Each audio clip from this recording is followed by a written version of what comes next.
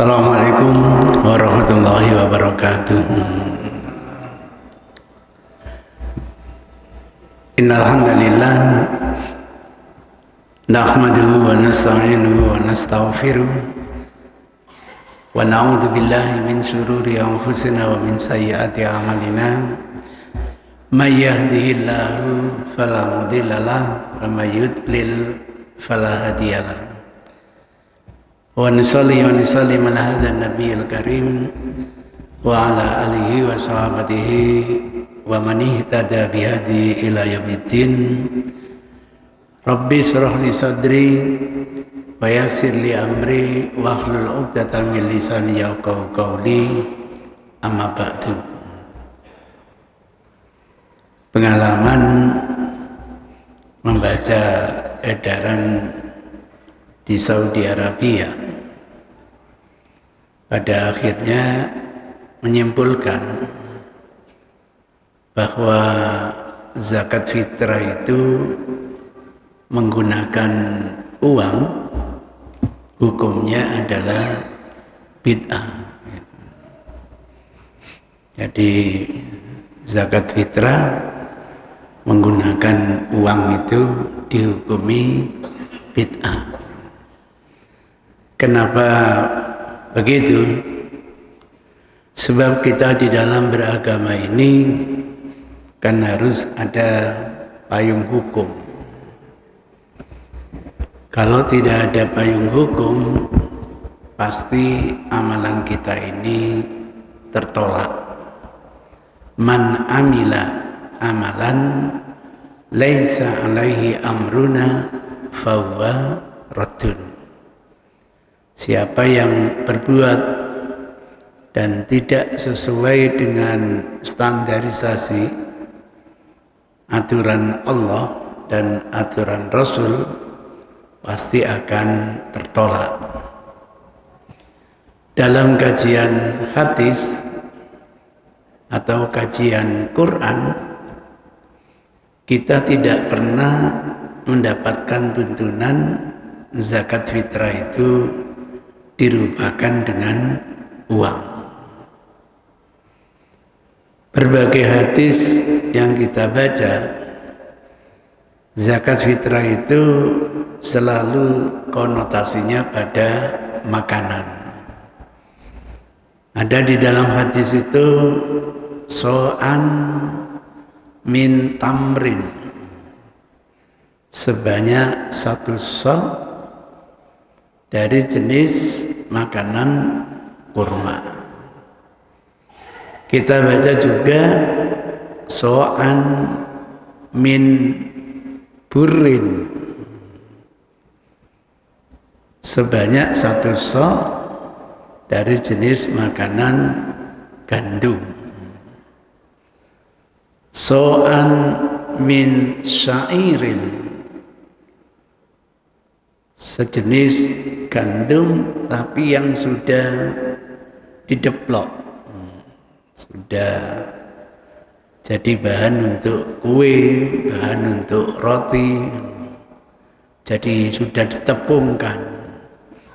Atau so'an min zabibin, satu so' dari jenis kismis. Auso'an min akutin, satu so' dari jenis keju. Auso'an min rutobin, satu so' dari jenis rutob, itu kurma yang masih kemampu, kurma yang belum masak betul, setengah matang lah gitu. Kelimaknya nanti sabda Rasulullah, zakatul fitri min ta'ami qaumin. Zakat fitrah itu dikeluarkan dari jenis makanan pokok suatu kaum. Dulu hadis ini belum kita temukan. Kita bangsa Indonesia ini menggunakan analogi, menggunakan kias. Sebab tidak ada di dalam bahasa hadis ruzun atau beras, itu tidak ada. Nah, makanan pokok kita adalah nasi terbuat dari beras. Bagaimana caranya? Dikiaskan. Oh, di Arab itu makanan pokoknya kurma.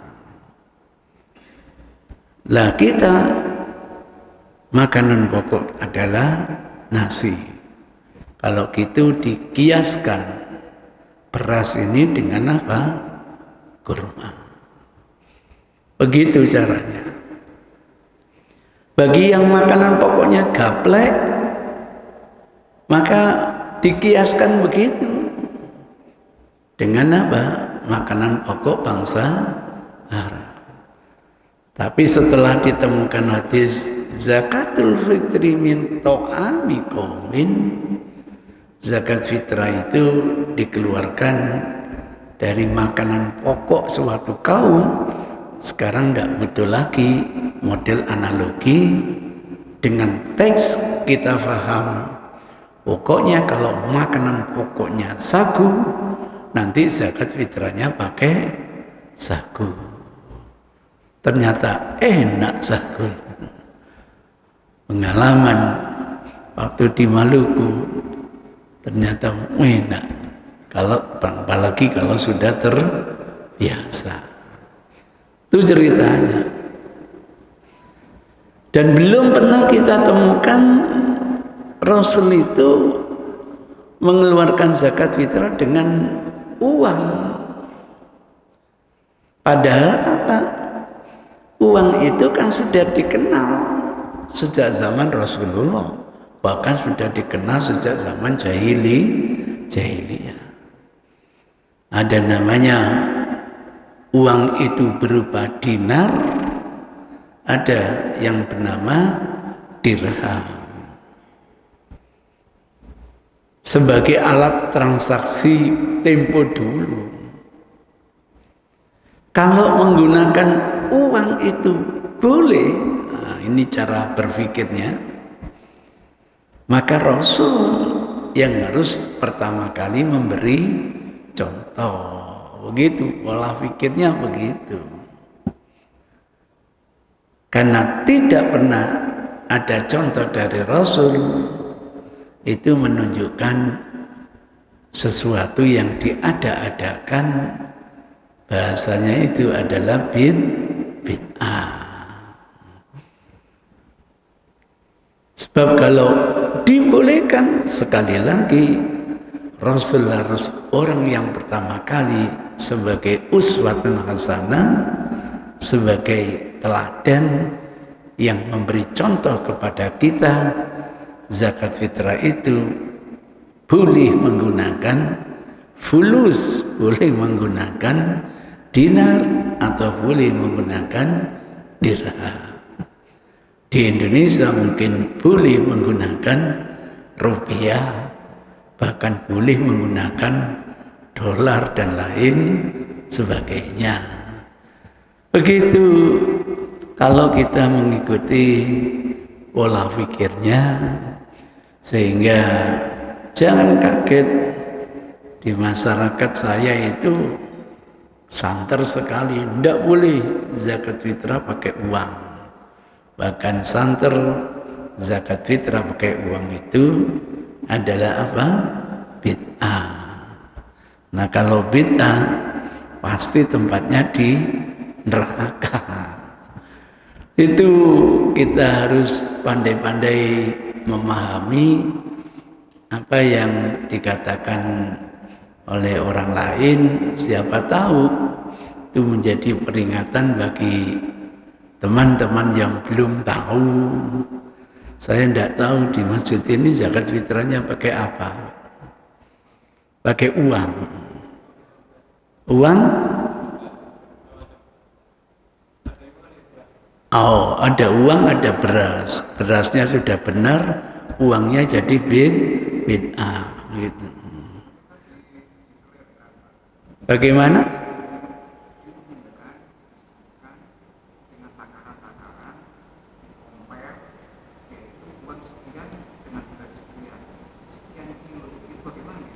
Nah iya, jadi pembayarannya itu pakai uang senilai katakanlah 2,5 kilo atau 3 kilo beras, kan begitu. Ini yang dipermasalahkan. Ini yang dipermasalahkan. Sehingga ada yang mensiasati jamaah itu bayar pakai uang, oleh takmir dibelikan apa? Beras. Ada yang mensiasati gitu. Karena menganggap tidak ada tuntunan itu. Ada masjid yang menarik sekali ini. Zakat fitrahnya tidak pakai beras, tapi pakai kurma gitu. Dan telepon ke rumah saya, ke tempat saya. Alhamdulillah Ustaz, sudah terkumpul hampir 3,5 kintal kurma. Kita sekecil apapun ikut Rasulullah Sallallahu Alaihi Wasallam, begitu Pak. Saya pikir kalau pakai beras apa tidak mengikuti tuntunan Rasul, gitu loh. Padahal tadi kan ada hadisnya zakat fitrah itu boleh makanan kaum. Kalau makanan kaum nasi kan mestinya boleh pakai beras. Itu yang menjadi pertanyaan saya. Apakah kalau zakat pakai beras itu tidak mengikuti tuntunan Rasul, gitu loh. Jadi bangga zakat fitrah di masjid ini tidak menggunakan beras, tapi menggunakan apa? Kurma. Sekecil apapun ikut Rasul, itu kan sama dengan yang pakai beras, menurut dia tidak mengikuti Rasul. Aneh ini cerita. Saya nggak usah komentar gitu. Terus tolong Ustadz biasanya komentar gitu. Maka saya bilang kali ini saya tidak komentar. Saya hanya mendoakan saja. Apa doanya Ustadz? Mudah-mudahan nanti di hari H pembagiannya tidak sulit. Gitu. Pada akhirnya ketika pembagian tidak tahu terkumpul berapa ke rumah, akhirnya kontak lagi Pak. Iya Ustaz, di sini ini orang-orang miskin itu sombong-sombong Ustaz. Loh, kok orang miskin yang disalahkan gitu? Nah mereka itu kita kasih kurma tidak mau Ustaz. Jangankan orang miskin, anak saya aja dikasih kurma nggak gelem kok gitu. Selalu senengannya nyalakan orang lain. Coba kasih uang, kira-kira royoan enggak kira-kira? Royoan. Jadi tidak semua orang Indonesia itu suka apa? Kurma gitu. Kalau dikasih beras, insya Allah senang gitu. Itu ceritanya. Jadi saya tidak komentar karena aneh bagi saya. Seakan-akan hanya kurma itu yang jadi tuntunan Rasul. Sehingga saya hanya mendoakan biar nanti enggak kesulitan membaginya di hari hanya. Kali itu akhirnya mengalami apa? Kesulitan. Itu ceritanya. Nah inilah sering tidak ketemu kalau diskusi itu, Pak. Kenapa? Mereka memahami hadis itu secara tekstual, Pak. Dan tidak mau memahami secara kontekstual. Maka kalau saya diskusi, ya sudah, memang tidak ada tuntunannya, ya selesai, begitu. Tidak ada teksnya menggunakan uang. Kecuali kalau saya tawarkan, mau tidak memahami hadis itu secara kontekstual. Kalau mau, enak. Gambaran sederhana gini loh Pak. Menurut teks, sebaik soft wanita itu ada di belakang. Itu teksnya. Tapi kalau masjidnya sudah didesain, dikasih batas begini ini, maka nanti wanita pertama kali datang di belakang atau di depan, Mbak? Di depan. Jadi hukum itu akan berubah sesuai dengan ilahnya, sesuai dengan kondisinya. Mereka tidak mau begitu. Pokoknya sebaik-baik wanita ada di belakang. Ada masjid itu disusun dua, Pak. Yang bawah untuk laki-laki, yang atas untuk perempuan. Dan memang ada juga yang kebalikannya, Pak. Laki-laki di atas, perempuan di bawah. Ini enggak. Yang saya datangi ini laki-laki ada di bawah, perempuan ada di atas. Masjidnya besar, Pak. Mungkin 1/4 masjid kita ini, Pak. Hanya ada kotak ini untuk nyambung dari atas ke bawah, ada lubangan tidak terlalu besar, ya kira-kira lah 20 meter persegi gitu loh. Maksudnya biar nyambung jamaah yang di atas dengan yang di bawah. Lah ibu-ibu ini datang pertama tidak di depan, Mbak, tapi di belakang. Karena fatwanya tetap sebaik-baik wanita itu softnya di belakang. Ya ndak nyambung, Pak.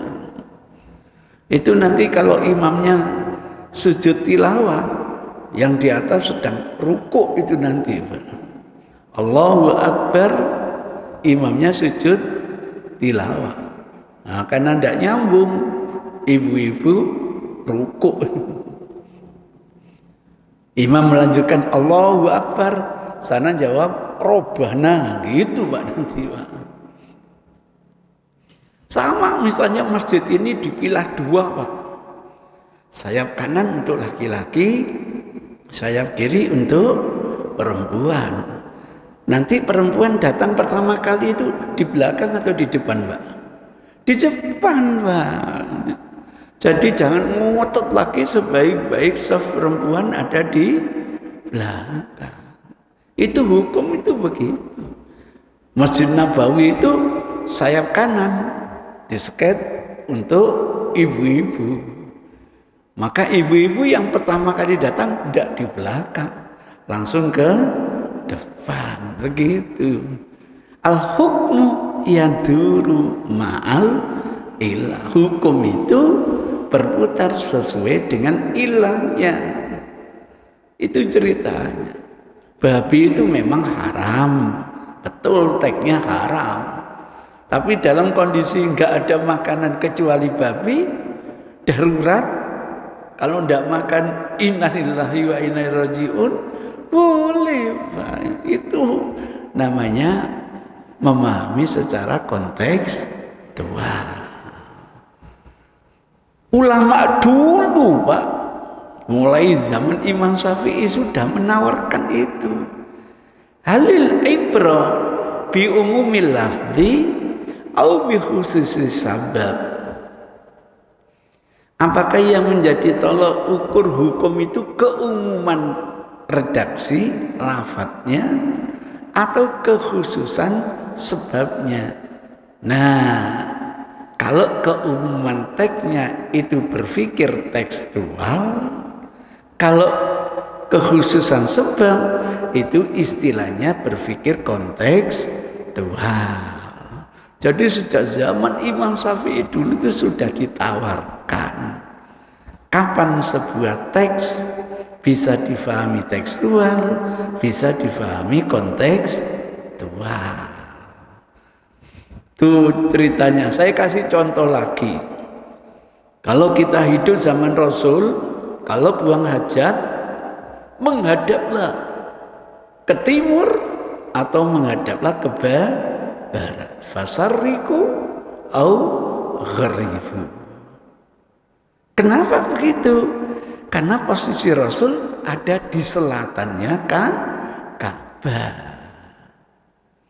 Ada di selatannya Ka'bah, biar tidak menghadap Ka'bah atau membelakangi Ka'bah, menghadaplah ke arah timur atau ke arah barat. Nah, kalau Rasul ada di Indonesia, mestinya menghadaplah ke utara atau ke selatan. Begitu. Itu namanya berpikir secara apa? Kontekstual. Karena disabdakan Rasul ketika Rasul ada di utaranya Ka'bah, biar tidak menghadap atau membelakangi Ka'bah, menghadaplah ke arah timur atau ke arah barat. Itu kalau di luar, Pak. Tapi kalau sudah ada seketnya, tidak ada masalah. Itu gambarannya. Nah, saya tawari dulu kalau mau diskusi, mau ndak memahami secara kontekstual terlebih dahulu. Kalau ndak mau, diskusi selesai. Karena memang tidak ada teks selain makanan. Tapi kalau memahami secara kontekstual lain, Bang. Lainnya gimana? Kita harus mengerti kenapa kok Rasul zakat fitrah selalu makanan. Kok nggak pernah gunakan uang? Tapi ndak ada loh larangan pakai uang, ndak ada loh, Pak. Sama sekali ndak ada, Pak. Kalau Rasul melarang nggak boleh pakai uang, selesai, Pak, kita. Rasul hanya memberi contoh selalu menggunakan makanan, tidak menggunakan apa? Uang. Oh, ketahuan. Medina itu hutan belantara, Pak. Ajama. Hutan. Coba kalau kita di hutan, kira-kira sulit enggak mencari makanan, Pak? Sulit. Jadi makanan-makanan yang disantap itu adalah dari luar Madinah, dari Kuba. Kurma-kurma itu ada di Kuba. Sampai sekarang, Pak, pasar kurma itu ada di Kuba, di balik gunung istilahnya gitu. Jadi kalau kita di Madinah itu adalah hutan belantara, maka jangan kaget. Hobi Rasul berburu. Berburu itu kata Rasul, kalau buruan jatuh ke air, jangan kamu makan. Berarti bukan di padang pasir, Pak. Jelas berburu itu di hutan. Jangan dimakan. Kenapa kita ragu? Matinya barang buruan itu karena tembakan kita atau karena tenggelamnya. Kalau karena tenggelamnya, kita tidak boleh mengkonsumsi.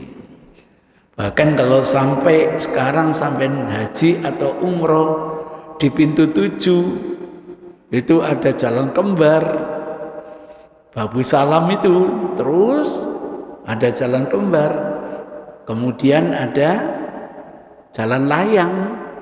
Di balik jalan layang itu sampai sekarang namanya C. C itu apa? Danau, Pak. Tempat air orang-orang kalau ingin memberi minum binatangnya, bahkan tempat mandi, Pak, di situ. Jadi itu dulu ketika kita hidup sama Rasul, wujudnya hutan belantara. Maka orang buta ini ngomong, saya tidak punya guide ya Rasul, banyak binatang buas, banyak kubangan air. Kan begitu keluhannya orang buta ini, karena tidak punya pemandu untuk mengantarkan ke masjid. Itu pertama. Sehingga kalau kita hidup di hutan belantara, susah mencari makan. Padahal hari raya besok hari raya makan gitu. Ndak boleh puasa.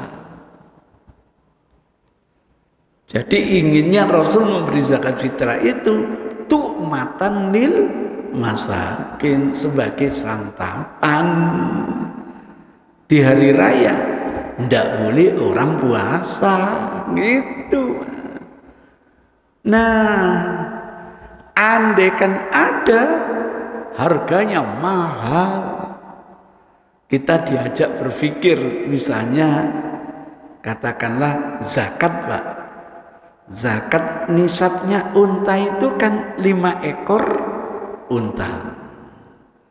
Unta itu 1 ekor kalau harganya katakanlah 40 juta lah gitu.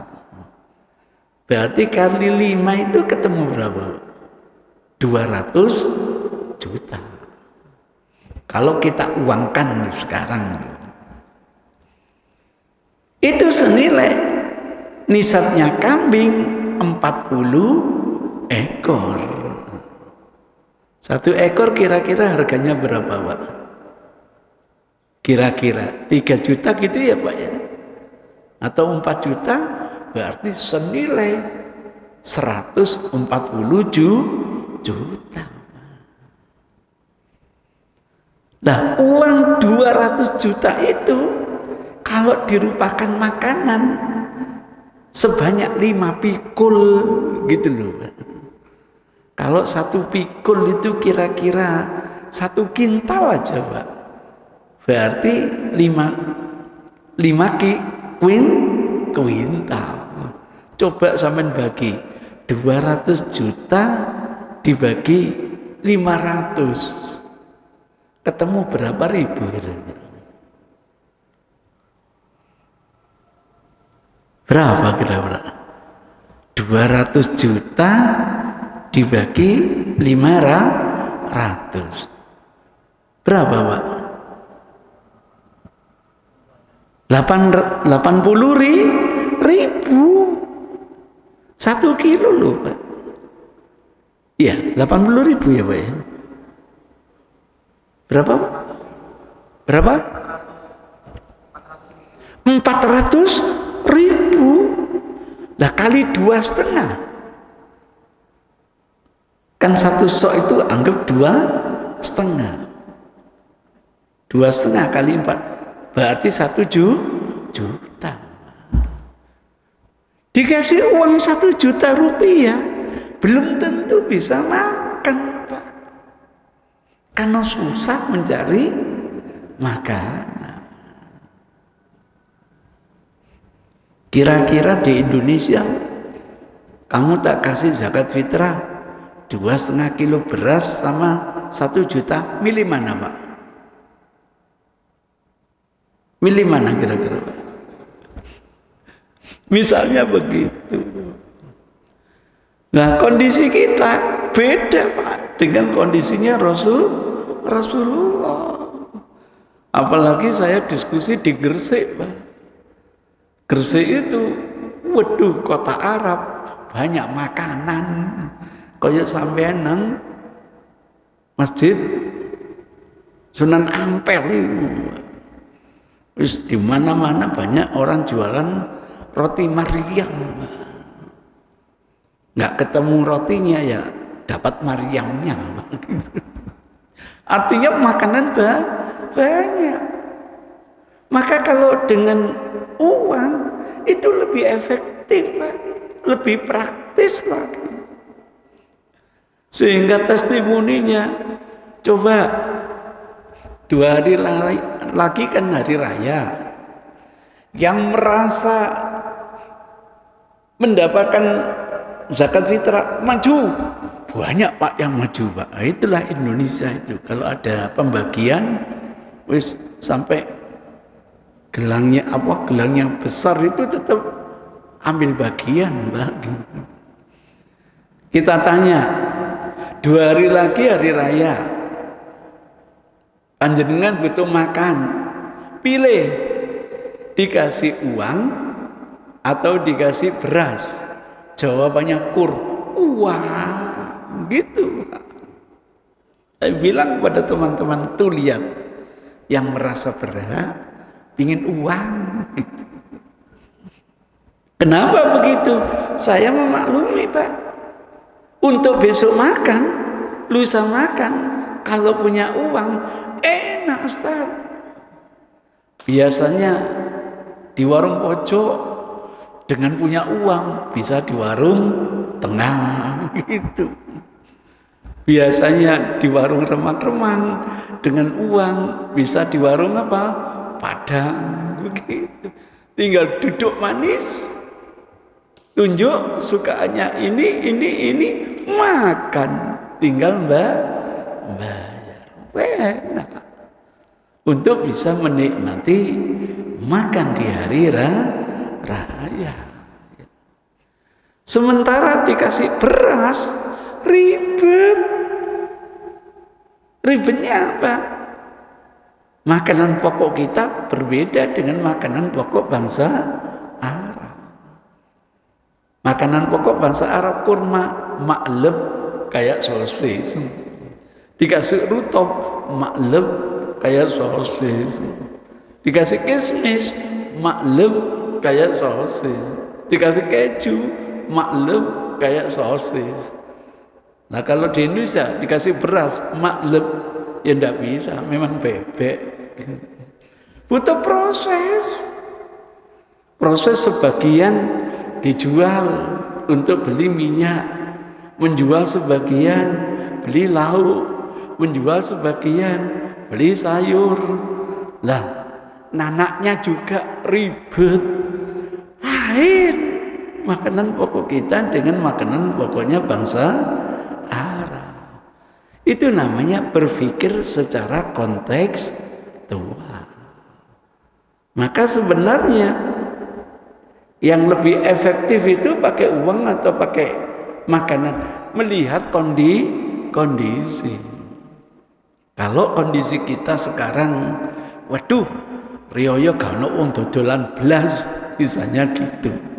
Misalnya lupa ya, susah mereka itu untuk bisa makan kalau hanya dikasih duit. Maka lebih efektif kasih bahan pokok. Tapi kalau kondisi, wah, riyo banyak makanan orang jualan, maka dengan uang mereka bisa menikmati makan di hari raya fitri. Fitri itu artinya futur, futur itu artinya makan. Kenapa tidak boleh menggunakan apa? Uang. Enak Pak. Kalau kita ini ingin memahami hadis, apakah secara tekstual atau secara kontekstual. Nah, dari diskusi gini muncul pertanyaan, gimana Ustaz kalau kita kasih beras plus kasih uang, ya tambah seneng gitu loh. Jadi bicara kita ini boleh ndak menggunakan uang. Itu problemnya. Mudah-mudahan dengan paparan seperti ini kita jadi tambah wacana lah. Minim tidak cepat menyalahkan orang lain. Oh, teman saya zakat fitrahnya pakai uang karena memahaminya secara kontekstual. Karena memang dengan uang lebih efektif untuk orang bisa menikmati makan di hari raya Idul Fitri. Saya termasuk orang yang kurang setuju ketika ada yang interupsi waktu itu. Mohon maaf Ustaz, saya tetap tidak setuju zakat fitrah pakai uang. Ya enggak apa-apa, itu kan hak Anda. Saya tanya alasannya apa enggak setuju. Mohon maaf Ustaz, nanti kalau dikasih uang itu untuk tombokan gimana? Subhanallah, ini tidak boleh Pak. Itu namanya su'udzon. Memangnya kalau kita kasih beras kemudian dijual tidak bisa untuk tombokan? Bisa, sama saja. Nggak boleh punya pikiran seperti itu. Tujuan kita yang penting memberi zakat fitrah untuk santapan. Dene yang menerima itu wis beras aku wis duwe, sing dire duwe itu misalnya pakaian dijual untuk beli pakaian. Boleh apa tidak, Pak? Boleh, kenapa tidak? Itu hak mereka yang menerima zakat fitrah. Tapi jangan sampai yang intervensi. Tak delok-delok berasnya jek akeh. Tapi sing durung duwe sarung. Wis zakat fitrah tak rupakno sarung, gak boleh itu, Pak. Memang makan sarung gitu. Enggak. Jadi serahkan sebagai makanan. Dene yang menerima, kok saya butuh untuk beli pakaian anak ya, dia jual, itu bukan urusan kita. Sama dengan hari raya kurban itu loh. Hari raya kurban itu ternyata ada penelitian, di pojok itu ada pengepul daging, Mbak, gitu. Jadi daging kita bagi dijual ke pengepul. Itu hak dia, Pak. Tapi jangan sampai punya pikiran timbangannya dikekno daging didol, mendingan kayak duit aja. Enggak. Kalau kita kasih duit bukan korban, itu namanya sedekah. Lain lagi, Pak. Itu namanya infak. Jadi namanya kurban tetap penyembelihan kurma terbang untuk dibagikan. Ini yang menerima nanti dijual, itu bukan urusan kita. Kira-kira begitu indahnya kalau kita mau diskusi, kita jadi tambah ilmu. Ada komentar mungkin pertanyaan? Monggo silakan. Monggo silakan.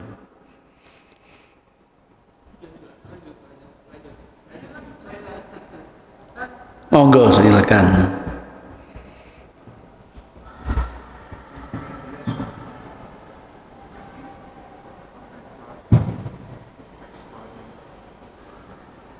Ini Ustaz, kalau biasanya kalau kita terima zakat fitrah, itu kan sekalian terima fidyah. Iya. Itu ada di suatu daerah itu gitu. Jadi kalau kan panitia itu hanya meneruskan saja. Betul. Yaitu kalau yang fidyah biasanya itu kan biasanya dengan uang, dengan diberikan harga makanan sampai kenyang. Betul. Itu di bagian beras, terus juga dikasih uang fidyahnya. Karena di perbuatan dalam fidyah ini masih makan sampai kenyang. Berarti harus nasi, lauk dan minum gitu. Itu yang lebih utama itu mana? Terima kasih. Ya tergantung bagaimana mereka menerima, Pak. Tugas kita kan memberi santapan, kan gitu, Pak. Misalnya mereka dijual, dibelikan apa makanan, itu bukan urusan kita, Pak. Ustadz, saya nih kalau makan nasi, kata dokter bahaya, saya lebih baik makan buah-buahan misalnya. Sehingga zakat fitrah atau fidyah yang diterima itu dia jual, diberikan buah-buahan. Itu bukan urusan kita, Pak. Monggo silakan. Kan niat kita itu memberi santapan kepada mereka. Wujudnya zakat fitrah atau wujudnya fidyah.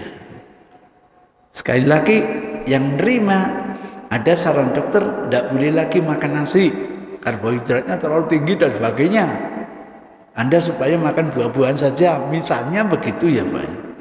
Nah, karena dia tidak makan nasi, padahal diberi beras dijual, Pak. Dibelikan buah-buahan. Tidak ada masalah, Pak. Itu bukan urusan kita. Jadi jangan kita yang intervensi. Tak delok-delok wong iku gak biasa makan beras. Senengannya itu makan apa ya? Pokoknya buah, kates. Zakat fitrahnya tak rupakan kates. Jangan, Pak. Gitu. Jangan-jangan wis duwe kates akeh, sing durung duwe monggo bae ngono gitu loh.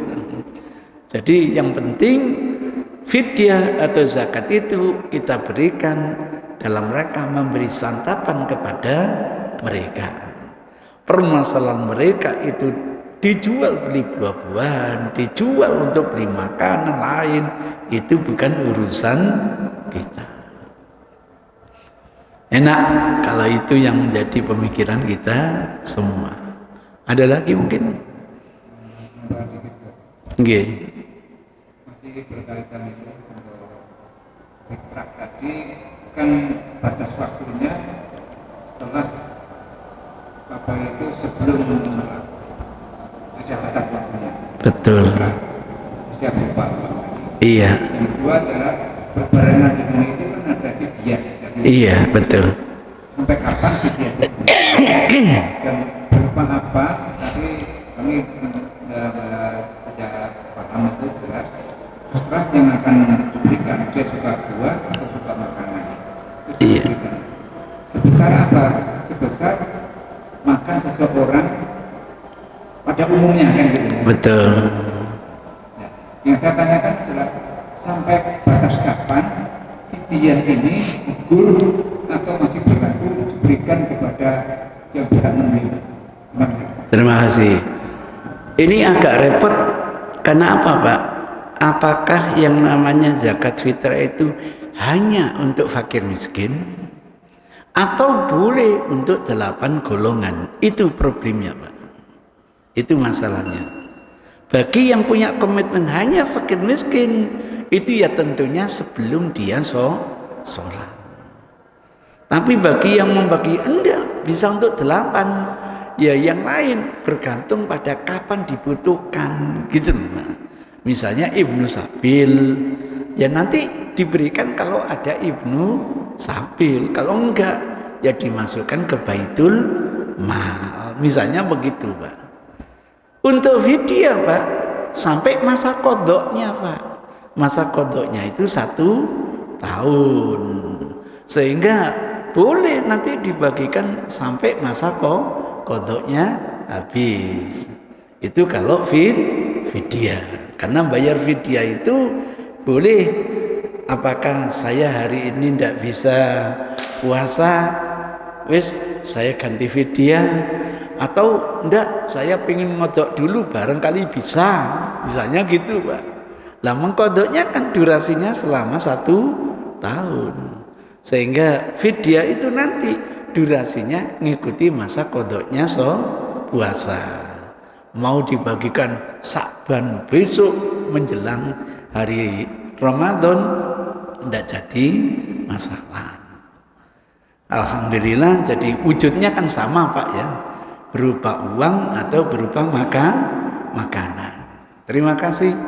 Billahi hidayah wa taufik. Assalamualaikum warahmatullahi wabarakatuh.